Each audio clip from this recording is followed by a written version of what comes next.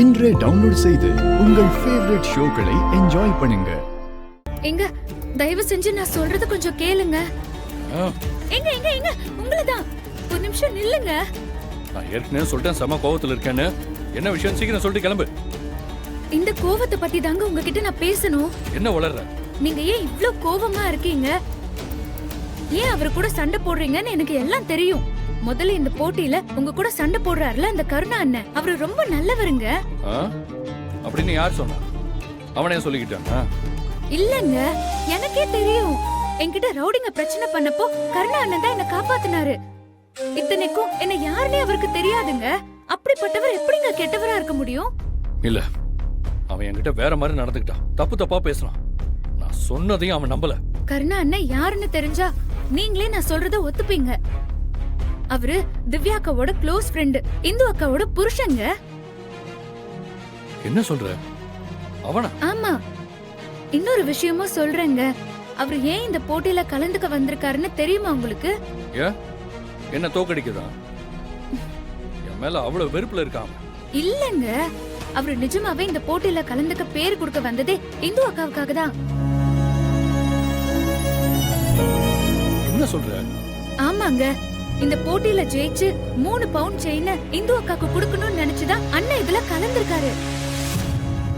தனக்காக கலந்துக்கிட்ட இந்த போட்டியில கருணா அண்ணனுக்கு ஏதாவது ஆயிடுமோங்கிற பதட்டத்துல இந்து அக்கா இருக்காங்க. உங்களுக்கு என்னங்க கோபம்? அவர் உங்க காரை உடைச்சிட்டாருன்னு தானே? உண்மையிலேயே அவர் உங்க காரை உடைக்கலங்க.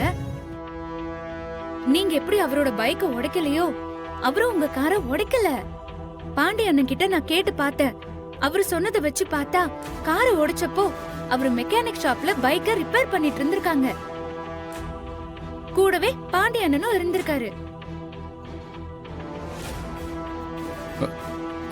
அப்போ யாரு காரை உடைச்சது? இப்ப நம்ம கவிதாக்கா பேரை சொன்னா குடும்பத்துக்குள்ள பெரிய சண்டை வரும்.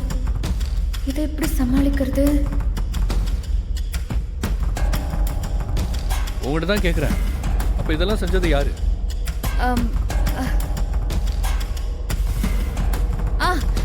நீங்க திவ்யாக்கா கூட இருக்கும்போது உங்ககிட்ட ஒருத்தன் வம்பிழ்த்தான்னு சொன்னீங்கல்ல, அவனாதான் இருக்கும்னு நான் நினைக்கிறேன்.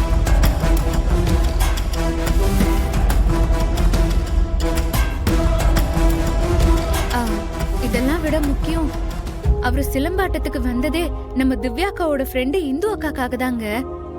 இதுல போய் நீங்க அவரு கூட மோதணுமா?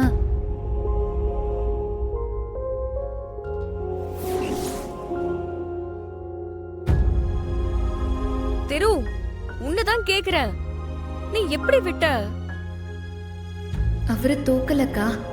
நான் சொன்னதுனால எல்லாத்தையும் புரிஞ்சுக்கிட்டு கருணா அண்ணன் ஜெயிக்கணுங்கிறதுக்காக விட்டு கொடுத்துட்டாரு. அதுதான் உண்மை.